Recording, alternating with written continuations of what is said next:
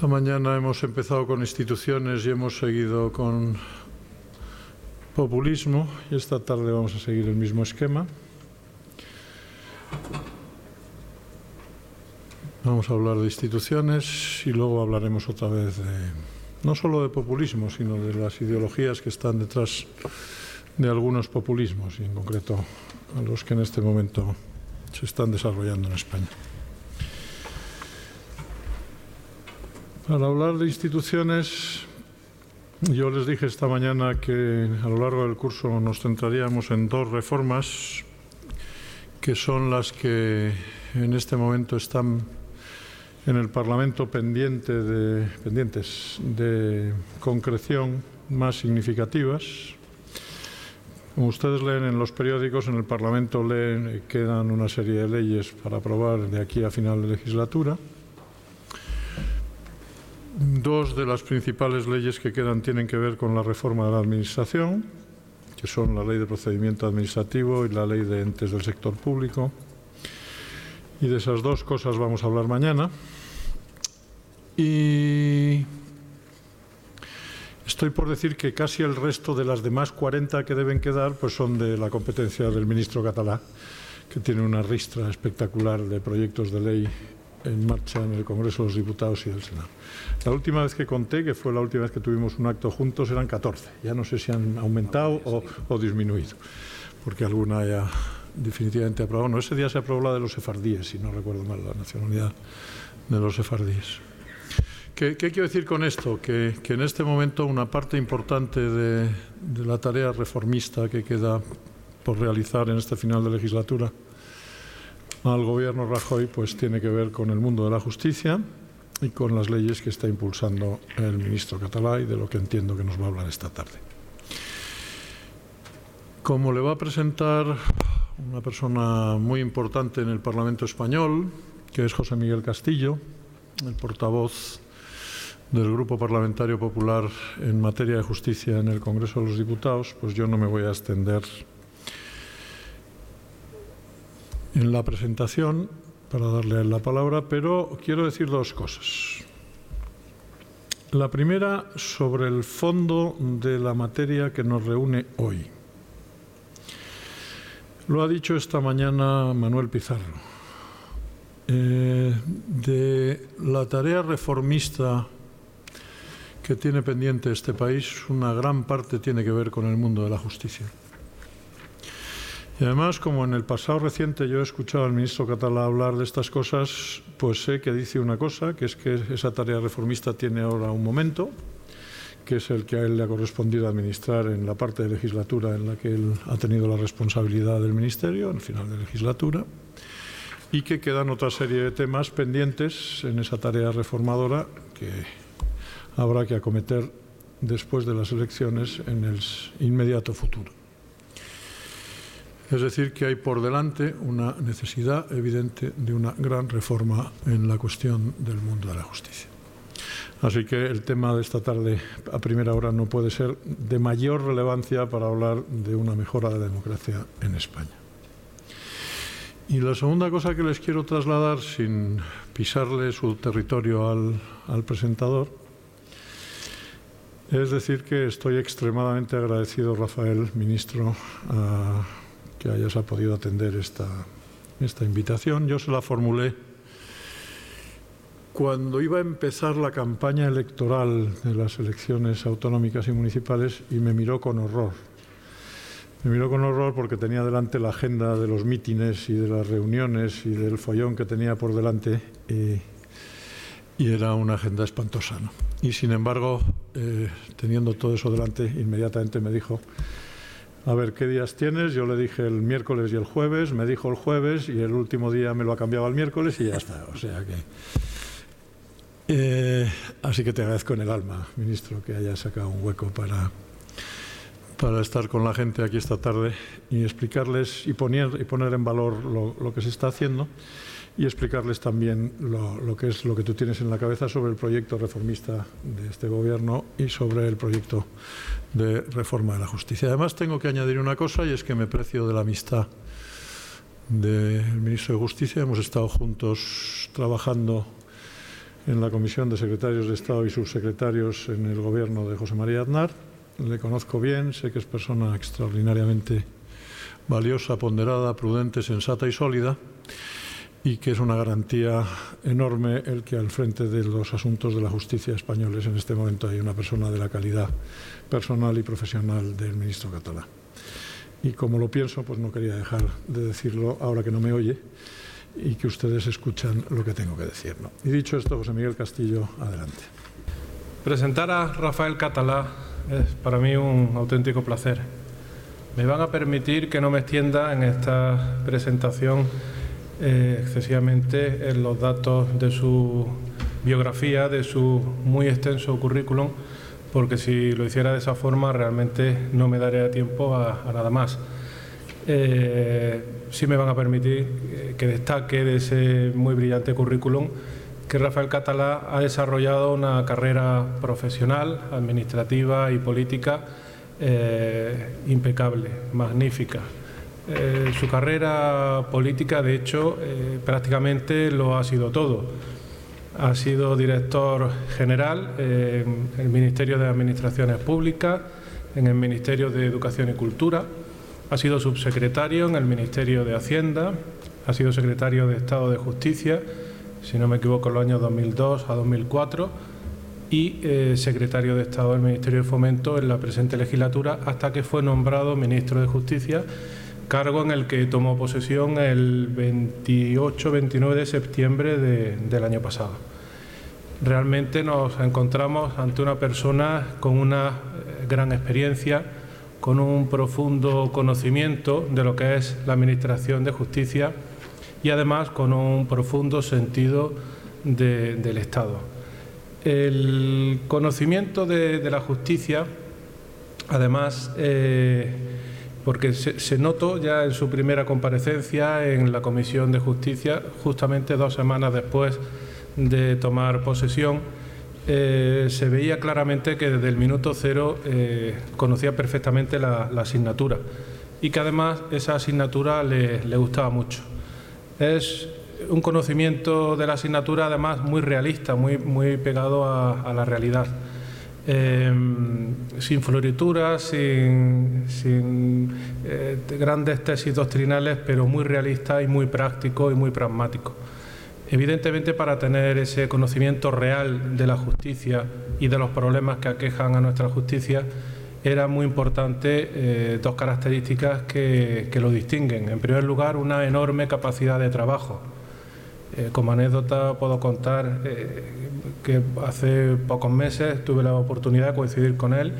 en una jornada intensa que desarrolló en Granada, que es mi tierra, en la que tuvo que hacer varias intervenciones, alguna ponencia, múltiples reuniones, y ya de vuelta a Madrid, comentando con la subsecretaria, decía, ya eran casi las 8 de la tarde, decía, bueno, después de este día tan intenso, digo, menos mal ya descansar un poquito, y me comentó, dice, no, Rafael nos ha citado a las 9 menos cuarto en el ministerio, las 9 menos cuarto de la noche, evidentemente. Eso da muestra de su enorme capacidad de trabajo, pero además un trabajo que él ha querido desarrollar en equipo y además contando con una voluntad de trabajar con todos. Esa voluntad de trabajar con todos la ha demostrado desde el primer día, reuniéndose con todos los colectivos profesionales,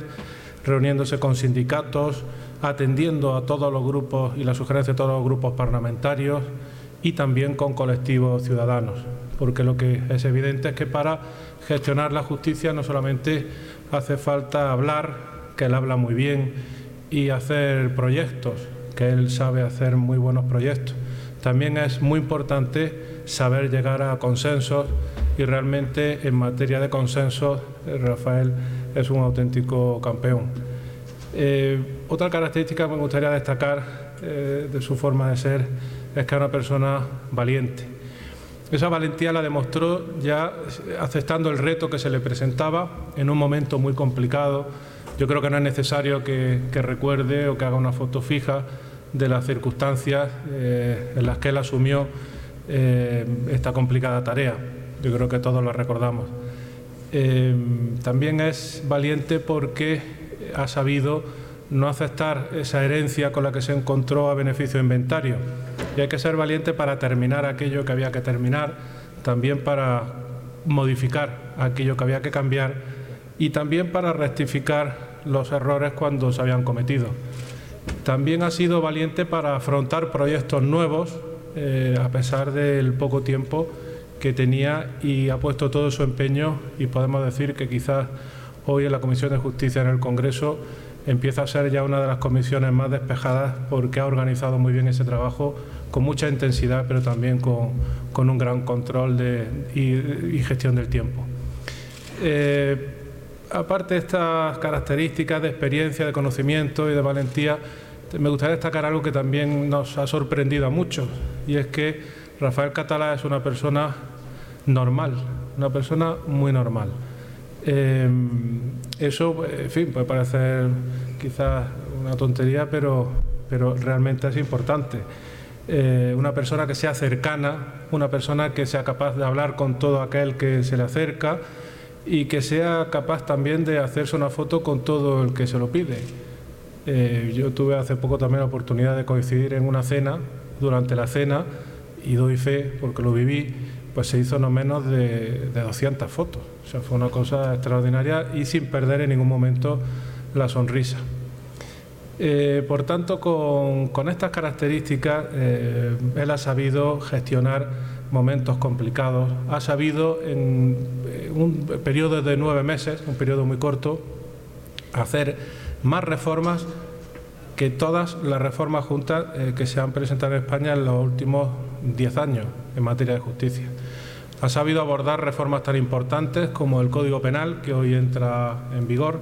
la Ley de Enjuiciamiento Criminal, la Ley Orgánica del Poder Judicial, la Ley de Enjuiciamiento Civil, la Ley del Registro Civil, el Catastro y el Registro de la Propiedad, la Ley de Jurisdicción Voluntaria, la Ley de Cooperación Jurídica Internacional. Bueno, esas son las que me acuerdo así de corrido, y todas las ha completado, las ha terminado y además se han llevado a buen puerto. Hoy, gracias a esa actividad, gracias a ese empeño y a su voluntad, nos encontramos o todos los ciudadanos podemos encontrarnos con estos resultados que son ya una realidad. Esto contrasta evidentemente con las últimas 2 legislaturas, en las que el único proyecto socialista pues fue invertir mucho dinero en un modelo que estaba completamente agotado, donde no hubo jurisdicción voluntaria, ni medios de solución extrajudicial de conflictos, ni jurisdicción voluntaria, ni mediación, ni hubo interoperabilidad, ni hubo modernización, ni reformas estructurales. Por tanto, creo que los hechos hablan por sí mismos, como dicen el viejo aforismo latino, res ipsa loquitur, y en este sentido me siento muy orgulloso de haber podido colaborar y participar en ese empeño. Y ya para terminar, si me preguntaran, muchas veces surge esa cuestión, ¿cómo calificaría a Rafael Catalá? ¿Es técnico o es político? Yo diría que es un gran técnico que se ha revelado como un magnífico político. Y bueno, pues yo creo que realmente, y por eso tengo la enorme satisfacción de poder presentar esta tarde a un gran ministro de Justicia, que además creo que era el ministro que España necesitaba. Gracias. Muy buenas tardes, y muchas gracias. Gracias, presidente, por la invitación para estar hoy aquí. Después de los múltiples elogios de José Miguel, estoy un tanto abrumado, pero yo creo que seguramente ha quedado claro que yo, que soy funcionario público desde ahora hace 30 años, mi carrera como directivo público, como responsable político, la he tenido fundamentalmente en los gobiernos del presidente Aznar. Por lo tanto, la oportunidad de estar hoy aquí en la sede de FAES y contribuyendo al debate, a la reflexión, acompañado de muy buenos amigos como Javier Zarzalejos, como Ignacio Starloa, pues de verdad que es un auténtico privilegio, una auténtica oportunidad, y máxime cuando me dan un huequecito en un curso tan sugerente y tan atractivo como el de la democracia española del 2015, propuestas de reforma y proyectos de ruptura. De verdad que es un auténtico caramelo, es una oportunidad y espero ser capaz de aprovecharla. Decía José Miguel que en esta legislatura intensamente reformista en la que estamos trabajando muy duramente desde el Partido Popular y desde el Gobierno del presidente Rajoy en promover las reformas que España necesita para ser capaces de consolidar el estado del bienestar, de consolidar nuestro Estado de Derecho, de recuperar la situación económica y crear empleo. También la justicia tiene un protagonismo muy importante en esa agenda reformista y, como sabemos todos los que conocemos un poquito la dinámica parlamentaria, nada se puede hacer desde el Gobierno si no se cuenta con el apoyo del grupo parlamentario y si no se cuenta con ponentes y en particular con un portavoz en la Comisión de Justicia, como ha sido en esta legislatura José Miguel Castillo, que se ha desvelado, como bien decía Iñaki Estarloa, como un magnífico diputado y como un colaborador necesario en todos los proyectos de reforma que estamos llevando a cabo y que yo confío,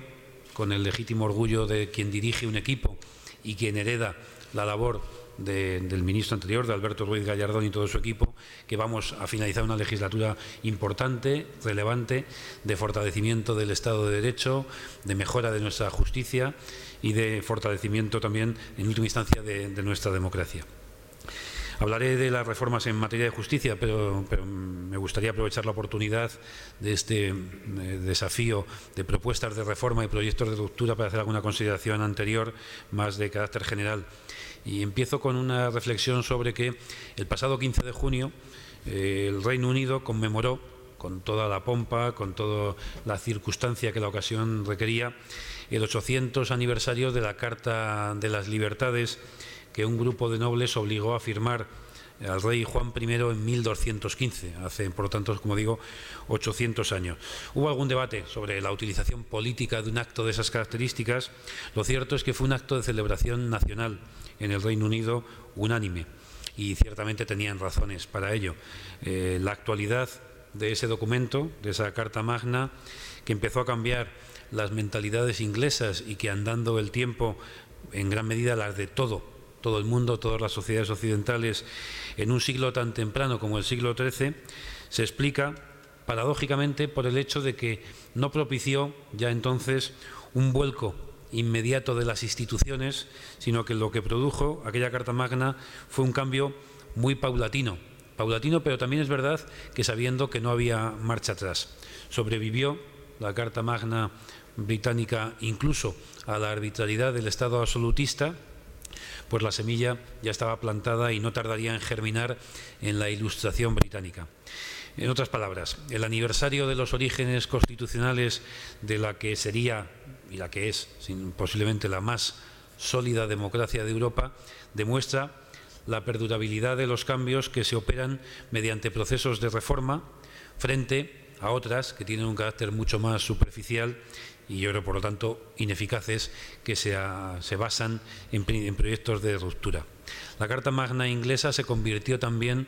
en el embrión del Estado de Derecho al fijar un principio que hoy nos puede resultar ya común a todos, pero sin duda muy relevante, aquello de que nadie está por encima de la ley, y a partir de ahí se fue modelando un modelo de monarquía parlamentaria que ha servido a los británicos para salir, por ejemplo, airosos de tres grandes guerras, de tres guerras globales, la napoleónica más las dos mundiales. Y sin embargo, frente a eso, por ejemplo, la revolución de Cromwell no valió para otra cosa más que para hacer más firme la rectificación, para confirmar la monarquía y para vacunar el país contra cualquier tentación de ruptura. De modo que una primera lección que yo creo que podemos sacar: si alguien quiere cambiar algo y que ese cambio arraigue, que ese cambio se consolide y que ese cambio no se pierda, debe hacerlo necesariamente mediante un proceso de reforma. Si alguien objetara que el caso inglés es un caso singular y que, por ejemplo, Estados Unidos o Francia accedieron a la democracia por la vía de la ruptura, yo creo que hay que hacer algunas matizaciones. Por ejemplo, el hecho de que la Revolución Americana fue la síntesis de una realidad social previa que no contrastaba consigo misma, sino que contrastaba con la metrópolis lejana, y que por lo tanto tiene parte de reforma, pero parte también de revolución. Y en el caso de Francia, yo creo que podríamos preguntarnos hoy si sus convulsiones sirvieron para implantar más eficazmente el modelo democrático o más bien, si por el contrario, lo que la violencia suscitó fue una serie de resistencias que hoy todavía se expresan, por ejemplo, en una extrema derecha muy articulada y con una gran tradición que posiblemente es hereditaria de las guerras contra el campesinado de la Vendée y en general de la época del terror. Bien, los organismos que evolucionan se suceden a sí mismos en el tiempo, aseguran su continuidad. Por eso, la definición que hace el politólogo italiano Giovanni Sartori proporciona una definición de las democracias como la de los sistemas flexibles que pueden ser reformados mediante procedimientos que esperan recibir y tratar las demandas sociales. Y de ahí que sepamos que los regímenes autoritarios, los regímenes dictatoriales se caracterizan precisamente al revés, por su incapacidad para evolucionar, porque precisamente cuando evolucionan suelen tender a la desaparición. La historia de España está cuajada de intentos reformistas que ciertamente fracasaron. Si he mencionado la Carta Magna inglesa, es justo que recuerde también las Cortes de León, que son anteriores incluso, de 1188, hasta el punto de que la UNESCO ve en aquellas Cortes de León el testimonio documental más antiguo del sistema parlamentario europeo. Pero es verdad que si ya saltamos, no me voy a hacer un recorrido histórico completo, no quiero cansaros a estas horas de la tarde, pero si saltamos al siglo XVIII, donde seguramente se hallan las bases más próximas a nosotros de la democracia moderna, encontraremos sin duda dificultades muy notables. El siglo de las luces fue en España el siglo de Carlos III y de los llamados novatores, los hombres de mente abierta que quisieron incorporar a nuestro país los cambios que por entonces se gestaban en Europa. Y no pudieron, la verdad es que no pudieron, sino de un modo muy superficial, fundamentalmente por falta de base social. Las sociedades económicas de amigos del país son un meritorio esfuerzo, pero yo creo que también su entorno entonces no las comprendió. Sin industria, sin comercio,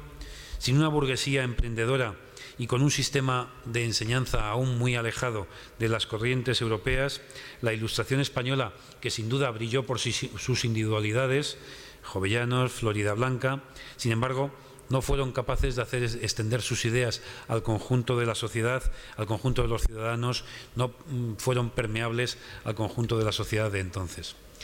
La Constitución de Cádiz sin duda es un hito de gran importancia,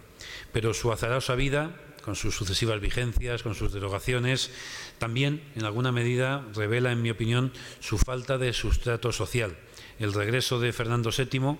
no ya en 1814, cuando casi era un regreso lógico, sino en 1823, a manos del antiguo invasor al que con tantos sacrificios había combatido, demuestra eso mismo. Hay autores que ven en el tortuoso siglo XIX español la evidencia de esta falta de apoyo social del proyecto liberal en la propia sociedad española. Emilio Contreras, en su ensayo España, un éxito efímero,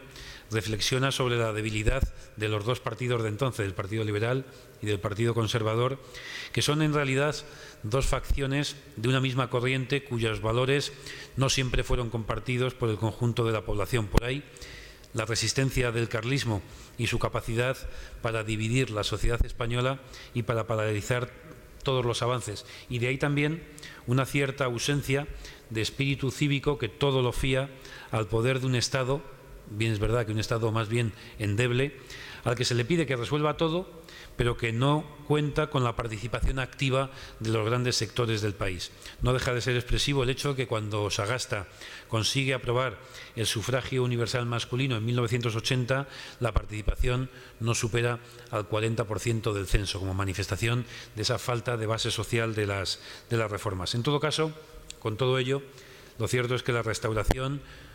pone orden y trae estabilidad a nuestro país. Vicens Vives dice que fue un acto de fe en la convivencia hispánica. Su espíritu reformista se traduce en algunas leyes de magnífica factura jurídica que han resistido hasta llegar incluso hasta nuestros días, hasta algunas reformas que hoy estamos incorporando. El Código Civil, la ley hipotecaria, las leyes de enjuiciamiento civil y criminal son fruto de aquella magnífica época reformista. Pero el sistema no conseguirá, ese sistema, a partir del cambio de siglo, incorporar una realidad social nueva de aquel tiempo, las clases trabajadoras que se van constituyendo como manifestación del nuevo capitalismo incipiente. Tampoco lo logró el socialismo, porque el anarquismo siempre fue la opción preferente y demostró en todos los países ser un movimiento político inasimilable. Por lo tanto, se trunca así, en medio de clima de violencia, el intento reformista de más calado de los que desde entonces se habían puesto en marcha en España. Aunque nunca nada fracasa del todo, ciertamente, y tampoco en este caso, salvo por el hecho fatal de que el moderantismo de la Restauración española no encontró sucesor en aquel entonces. De modo que con la dictadura de Primo de Rivera concluye, una vez más, un intento modernizador fallido en el que protagonismo ha correspondido a la burguesía conservadora. Tras la caída de la dictadura, la burguesía progresista tuvo otra vez una oportunidad en 1931 y la volvió a desaprovechar. Aunque aquí también, sin duda, como cualquier proceso histórico, hay que poner en valor los logros puntuales, sobre todo por lo que hace, por ejemplo, al campo constitucional, al campo social, donde se introducen las ideas de Kelsen, donde aparece por primera vez nuestro Tribunal de Garantías Constitucionales, antecedente de nuestro actual Tribunal Constitucional. Pero con todo ello, el proyecto de la Segunda República no logró integrar a la derecha, cuya legitimidad no es en el fondo reconocida cuando gobierna entre 1933 y 1936. La fragmentación parlamentaria, la debilidad institucional llegó a ser pavorosa en aquella época. Llegará a haber hasta 33 grupos parlamentarios entonces y hasta el estallido de la Guerra Civil 19 gobiernos, de media uno cada 3 meses. En pleno auge de los totalitarismos en Europa, nadie, ni a izquierda ni a derecha, quiso ensayar entonces otra vía más que la de la ruptura. Y la consecuencia fue, como bien sabemos, traumática como nunca en ningún otro momento de la historia de España. El enfrentamiento civil y la pérdida de las libertades democráticas hasta el año 75. Por lo tanto, los intentos de reforma en España hasta entonces, abortados siempre por esa tentación rupturista que no conduce sino a un retroceso en los procesos de progreso y en los procesos de adaptación histórica. Yo creo firmemente que el éxito de 1978 y las casi 4 décadas de desarrollo y convivencia posteriores consisten precisamente en haber aprendido todos juntos el alto precio de interrumpir ese proceso de evolución de los sistemas sociales e institucionales. La opción de la ruptura siempre ha estado ahí, pero los protagonistas de la transición, que en primer lugar son todos los españoles y luego las figuras políticas que han protagonizado este proceso, siempre han sentido como una amenaza el proceso de ruptura. Contreras ha relatado en el libro que antes he mencionado cómo los servicios demoscópicos, que fueron también el embrión del actual Centro de Investigaciones Sociológicas, detectaron constantemente en aquella etapa un estado de opinión muy mayoritario en la opinión pública española que demandaba cambios ordenados, que demandaba cambios por las vías de las reformas, que daba claramente la espalda al régimen anterior y que oponía firme resistencia a cualquier opción revolucionaria. Los españoles fueron ahí por primera vez en su historia reformistas por convicción, y eso trajo consigo no ya la primera Constitución española, pero yo sí creo que podemos calificar la primera Constitución de todos los españoles, la Constitución que acogía las reivindicaciones de todos, con las lógicas y necesarias cesiones también de todos, salvo quizás de algunos nacionalistas que hoy todavía siguen manteniendo programas de máximos. La del 78 fue la primera Constitución ratificada en las urnas por los ciudadanos y la que más tiempo, año y medio, tardó en fraguarse, en elaborarse, precisamente por su carácter meditado, por su carácter consensuado. A diferencia de España, en otros países de nuestro entorno, ya en aquella época sí que hubo un proceso de ruptura, ciertamente, o al menos algo muy parecido a ello. Pero, por ejemplo, el caso de Portugal. Hoy podríamos decir que Portugal es un Estado más democrático que España por haber elegido la vía de la ruptura frente a la vía de la reforma. Yo no lo creo en absoluto. La etapa comprendida entre el 78 y el 2004, yo creo que la podríamos calificar perfectamente como la etapa de la moderación. Es justo reconocer que aquel Partido Socialista de entonces, tan distinto del de hoy, no incurrió en salidas de tono radicales. Mantuvo a España en las instituciones occidentales,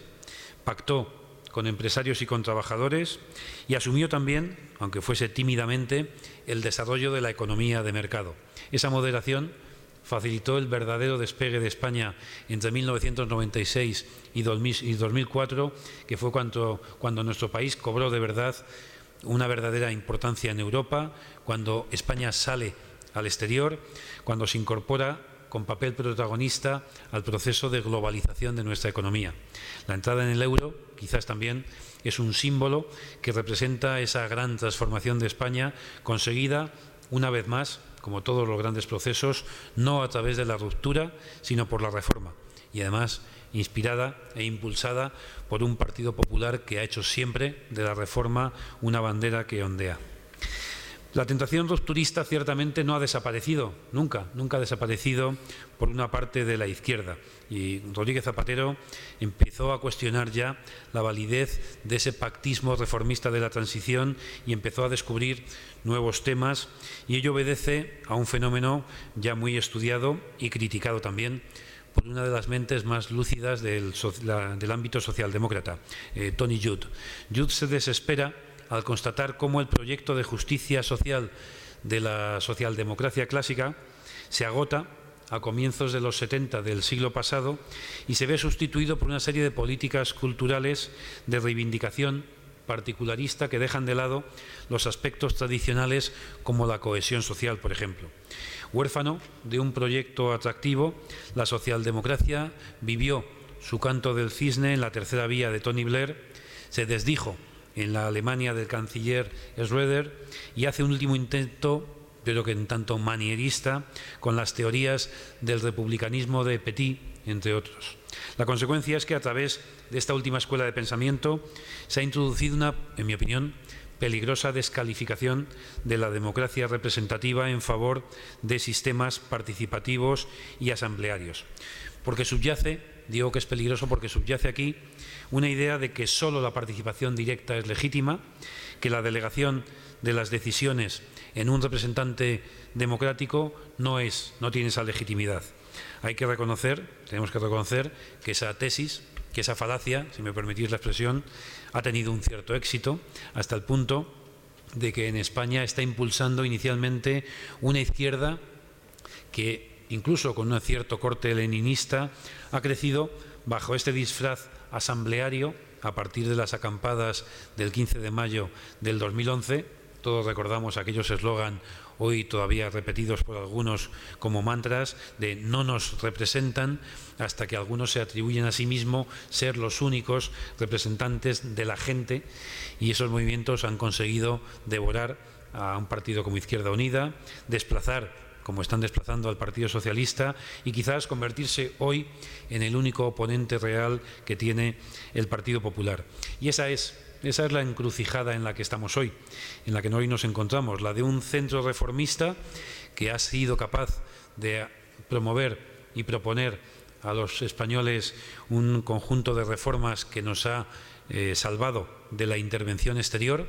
que nos ha salvado de la quiebra, que nos ha salvado de la salida del euro, un horizonte al que hoy se acercan los griegos como consecuencia de un liderazgo absolutamente simétrico a lo que puede ser hoy la nueva izquierda española, frente, como digo, a un proyecto de ruptura que sorprendentemente tiene como modelo la Venezuela bolivariana y sus ya conocidas ideas de qué es la libertad y con qué medios se alcanza la justicia social. Una vez más, reforma frente a ruptura, pero esta vez afectando a lo más relevante, a la norma fundamental de la convivencia, que es la que los partidarios de la ruptura se permiten el lujo de calificar como un candado, y los demás, sin embargo, concebimos como el medio a través del cual hacer posible la adaptación a los retos que hoy tiene España planteados. Hay que decir que ninguno de estos retos, con la excepción quizás del terrorismo, ha sido hasta ahora más complejo y más dramático que el de la gran recesión económica vivida desde el año 2008, desde el otoño del 2008. Y nuestro marco constitucional nos ha hecho posible superarlo y poner a España en la senda de un crecimiento y un desarrollo que puede volver a garantizarnos un lugar entre las naciones decisivas durante este siglo XXI. El regreso del reformismo en 2011 ha supuesto, por lo tanto, en mi opinión, la recuperación del camino del progreso que inició en el año 1978, que encarrilaron los gobiernos de la OCDE, que aprovechó Felipe González y que desarrolló brillantemente los gobiernos del presidente Aznar entre 1996 y 2004, antes de que el Partido Popular haya tenido que tomar de nuevo el timón en medio de lo peor de la tormenta para llevar a buen puerto esta nave durante la segunda década de este siglo. Ahora se trata de saber, ni más ni menos, si los españoles queremos seguir el camino de Grecia o más bien queremos recorrer nuestro propio camino que con tanto esfuerzo hemos abierto en los últimos años. Y esta disyuntiva se plantea también en un escenario complejo, en un escenario diverso, en un escenario de cambio cultural muy relevante. Las redes sociales, los navegadores, los sistemas de Big Data han impuesto una transparencia total de las acciones, de las ideas y de las costumbres de quienes se sirven de la tecnología. Podríamos preguntarnos desde un punto de vista liberal si no es cierto que la autonomía del individuo se ve hoy amenazada por todos estos condicionantes y qué significa hoy conceptos tales como el de la libertad o el de la privacidad. Pero, aunque en apariencia y por su carácter colectivista la que se adapta mejor a este cambio supuestamente es la nueva izquierda, que en realidad de nueva tiene poco, es tan vieja en su concepción de partido que concibe como una vanguardia revolucionaria aquella en la que un puñado de hombres deciden asaltar los cielos. Esa es la gran aportación innovadora. Yo creo que los valores reformistas en este contexto son, en última instancia, los más eficaces para seguir evolucionando dentro de este modelo social que sigue necesitando de principios irrenunciables de libertad, de privacidad y de valoración del individuo como un fin en sí mismo y como una parte de la colectividad. El derecho al olvido, por ejemplo, que estamos promoviendo a través del Reglamento Europeo de Protección de Datos, me parece un magnífico ejemplo de detalle sobre la adaptación constructiva de este concepto. Javier Gomá, el filósofo Javier Gomá, ha escrito mucho y muy bien sobre la necesidad de articular un nuevo sistema de valores en medio de todo este cambio cultural y de hacerlo además mediante aquello en lo que, de modo muy expresivo, está fracasando esa calificada de nueva izquierda, la ejemplaridad personal, una ejemplaridad que Gomá encomienda a todos los servidores públicos, a todos los empleados públicos y que estoy seguro y estoy convencido que los partidos políticos tenemos que poner en el mascarón de proa de toda nuestra actividad. Y ese sistema de valores, esos valores de ejemplaridad, son los que hacen del Partido Popular un potencial espacio de encuentro para todos los españoles. Dice Miguel Ignatieff que en una época de fragmentación social en la que cada vez estamos más aislados unos de otros, un partido político es un lugar en el que los desconocidos se reúnen para defender aquello que comparten y luchar por una causa común. Pues bien, esos valores compartidos son los que, en mi opinión, el reformismo del Partido Popular tiene que identificar claramente. ¿Cuáles son esos valores frente a la arremetida de los proyectos de ruptura tanto de la izquierda como de los nacionalismos excluyentes? Pues yo creo que los mismos que gobernaron el proceso de cambio en 1978. La seguridad, la estabilidad, los derechos individuales, las libertades públicas y privadas y la igualdad de oportunidades. Principios e ideas que, en mi opinión, comparten una gran mayoría de los españoles. ¿Cuál es la tarea, por lo tanto, que tenemos por delante? Pues fundamentalmente ser capaces de encontrar un lenguaje cercano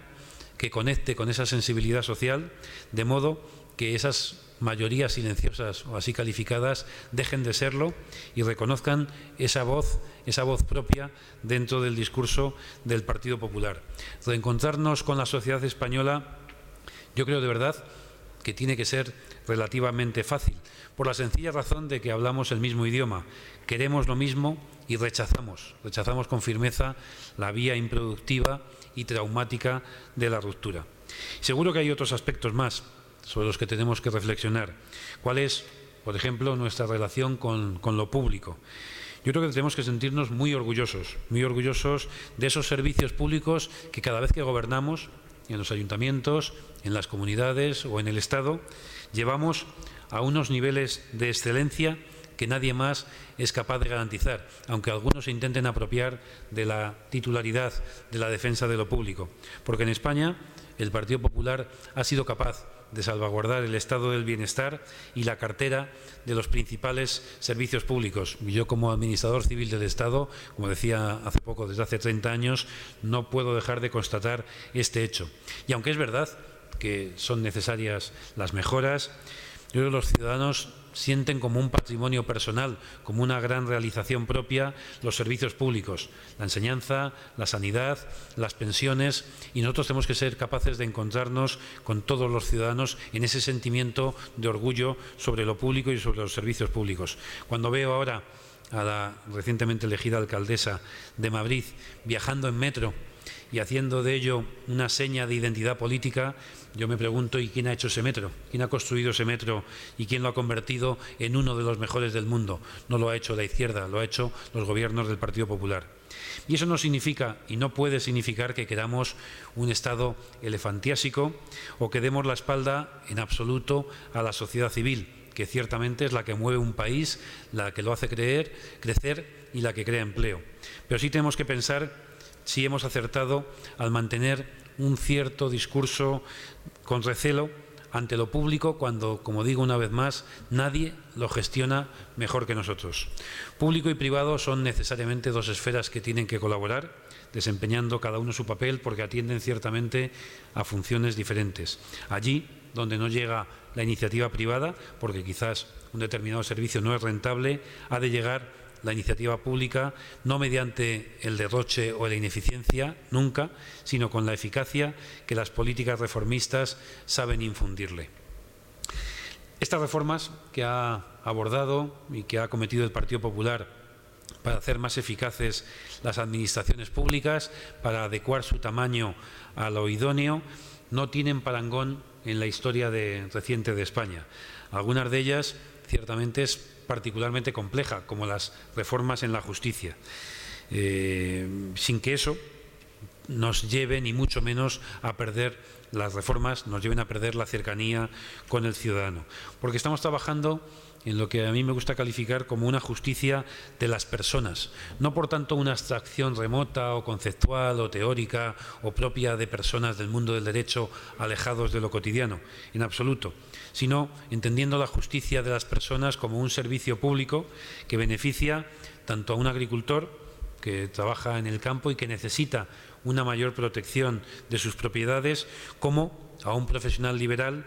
que quiere emplear los medios telemáticos para dirigirse a la administración pública, como lo hace cotidianamente en sus relaciones personales o profesionales, o a los propios profesionales que cada día protagonizan la justicia en España, los jueces, los fiscales, los abogados, los secretarios judiciales, que yo estoy convencido que están dispuestos a ofrecer lo mejor de sí mismos para impulsar una justicia próxima, una justicia eficaz, una justicia amigable, que pueda tener el mismo sello de calidad que hoy tiene legítimamente conseguido la sanidad o las Fuerzas Armadas en nuestro país.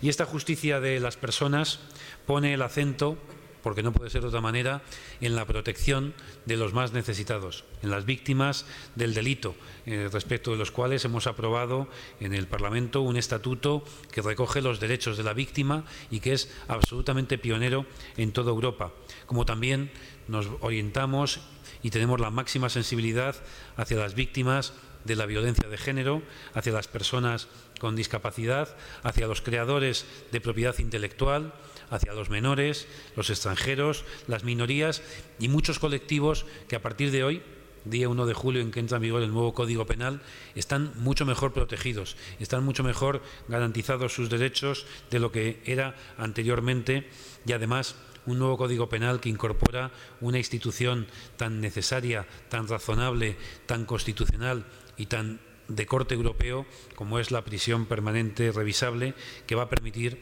que se pueda evaluar que los condenados por los delitos más graves, más execrables, no vuelvan a la sociedad por el mero hecho del transcurso del tiempo de su condena, sino que también deba evaluarse si se ha producido la rehabilitación del condenado. Algo tan razonable y tan lógico como esto, que formaba parte de nuestro programa electoral en el año 2011, hoy es una realidad. El 75% de los ciudadanos lo apoya expresamente y, paradójicamente, algunos anuncian un recurso de inconstitucionalidad contra una medida de estas características. A veces el colectivo afectado por ese concepto de la justicia de las personas puede ser, por ejemplo, tan amplio como el conjunto de los ciudadanos, como hacemos, por ejemplo, en el caso del nuevo baremo que va a regular las indemnizaciones con ocasión de los accidentes de circulación, donde hemos conseguido, mediante una labor de diálogo y de concertación, que las asociaciones de víctimas y que la patronal del seguro se sentasen a hablar y alcanzasen un acuerdo provechoso, un acuerdo magnífico que, por ejemplo, va a generar un resultado práctico y concreto por el cual se elevan notablemente las indemnizaciones para todos aquellos que sufran la desgracia de tener un accidente de tráfico que genere lesiones personales o lesiones en su integridad física. Pero más allá de que uno u otro grupo, y os puedo asegurar que las reformas que estamos haciendo, la de hoy del Código Penal, tiene 250 artículos del Código Penal que afecta a multiplicidad de colectivos a los que ya me he referido. Como digo, más allá de que uno u otro grupo concreto de personas resulten beneficiadas por la reforma de la justicia, yo creo que nuestra reforma que estamos abordando, como tantas veces en materia de justicia en este caso, requiere medidas para el buen funcionamiento del sistema en su conjunto, no ya para uno u otro colectivos. Y a ese fin se orientan buena parte de las reformas que estamos llevando a cabo con la modificación de la Ley Orgánica del Poder Judicial o con la reforma de la Ley de Enjuiciamiento Civil para agilizar y flexibilizar nuestro sistema de justicia civil,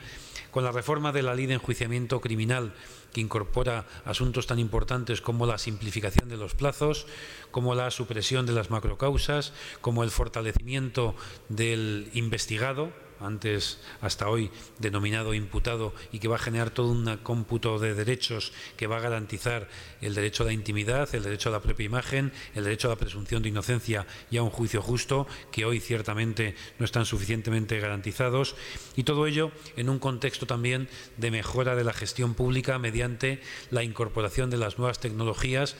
de manera que hemos asumido el compromiso de que a partir del próximo 1 de enero de 2016 ese proyecto inacabable de la incorporación de las tecnologías a la justicia va a ser un mandato legal, no va a ser ya más un proyecto o un deseo voluntarista, sino una obligación que todos los profesionales del derecho se comuniquen a través de las nuevas tecnologías y, por lo tanto, incorporemos en la Administración de Justicia algo que ya es realidad hoy, pues en nuestra Administración tributaria, en nuestra Administración de la Seguridad Social y en tantos servicios municipales y autonómicos que prestan los gobiernos del Partido Popular.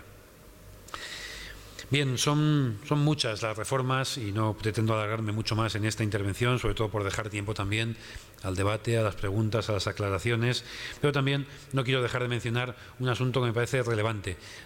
porque afecta a la calidad de nuestra democracia, relevante porque afecta a nuestro compromiso por la regeneración democrática y en la lucha contra la corrupción, porque también ahí hemos abordado reformas como no se habían producido en el pasado. El nuevo sistema de financiación de partidos políticos, la ley de transparencia, el estatuto del alto cargo, la reforma de la ley de enjuiciamiento criminal para agilizar los procesos, el nuevo Código Penal que tipifica como delito la financiación ilegal, las nuevas penas de inhabilitación para quien cometa delitos asociados con la corrupción política y tantas medidas que nos hacen sentirnos satisfechos con la reacción que desde el Gobierno del Partido Popular se ha llevado a cabo para impedir que en el futuro puedan cometerse acciones que a todos nos llenan también de vergüenza y que nos llenan también de reprobación. Pero yo creo que tenemos que decir muy alto y muy claro que son casos aislados, que el funcionamiento de las instituciones permite su investigación y su condena y que la reacción desde el punto de vista legislativo del fortalecimiento del Estado de Derecho nos permite con toda legitimidad poderle decirles a los ciudadanos que este es el Gobierno que más ha hecho por la lucha contra la corrupción y por impedir y por achicar los espacios para que en el futuro puedan cometerse algunas actuaciones como las que hemos conocido en los tiempos remotos. Bien, frente a esta acción de Gobierno que he intentado escribir de manera muy sucinta y rápidamente, que refuerza claramente la seguridad jurídica para los ciudadanos, para las empresas, para aquellos precisamente que crean empleo, que fomentan la seguridad jurídica y la atracción de inversión. Yo me pregunto qué es lo que hacen otros, qué es lo que aportan nuestros adversarios, qué idea de la seguridad jurídica y de la convivencia tienen, por ejemplo, las alcaldesas que dicen que las leyes se pueden desobedecer si no les gusta o que animan a las fuerzas y cuerpos de seguridad a su cargo a inhibirse en procedimientos en los que se les puede requerir para hacer cumplir una sentencia judicial después de un proceso propio de un Estado de Derecho, o que juegan con el futuro de inversiones de las que dependen miles de puestos de trabajo, o que no terminan de desautorizar y de expulsar a concejales que banalizan o que trivializan el holocausto o que permiten la humillación de las víctimas del terrorismo o de las víctimas del delito. Hace algunos años, cuando ya estos fenómenos empezaban lamentablemente a despuntar, Valentí Puig nos advertía desde un libro que se llamaba Moderantismos. Decía allí Valentí Puig que lo que puede estar ocurriendo, decía, es una crisis del sistema democrático, lo cual no es otra cosa que un indicio. Mucho peor, decía Valentí Puig, sería que los nuevos populismos y el abstencionismo finiquitasen lo representativo de la democracia para consolidar las formas de la demagogia. Hay pocas alternativas, decía. Si hay democracia de opinión y la democracia participativa significa reemplazar el uso político de la razón por los impulsos emotivos y por la sentimentalidad del instante, todos saldremos perdiendo. Sería un arreglo, decía, como digo, Valentí Puig, sería un arreglo de escasa solidez sustituir lo que entendemos como democracia por una soberanía de la efervescencia. Bien, esta efervescencia que a estas horas amenaza, por ejemplo, la viabilidad de Grecia como Estado solvente, y que en España el Partido Popular y el Gobierno de Mariano Rajoy tiene la responsabilidad de contener mediante una opción de un gobierno riguroso, de un gobierno empático, un gobierno acorde con las necesidades reales de los ciudadanos, necesidades de seguridad, necesidades de progreso, porque yo estoy convencido que estas necesidades de progreso, de seguridad, de bienestar, de estabilidad, como he venido manifestando desde el principio de esta intervención, no se alcanzan nunca. Nunca se alcanzan por el callejón sin salida que significan los procesos de ruptura, sino más bien por la ancha avenida que son los procesos de la reforma. Muchas gracias a todos por vuestra atención y quedo a vuestra disposición.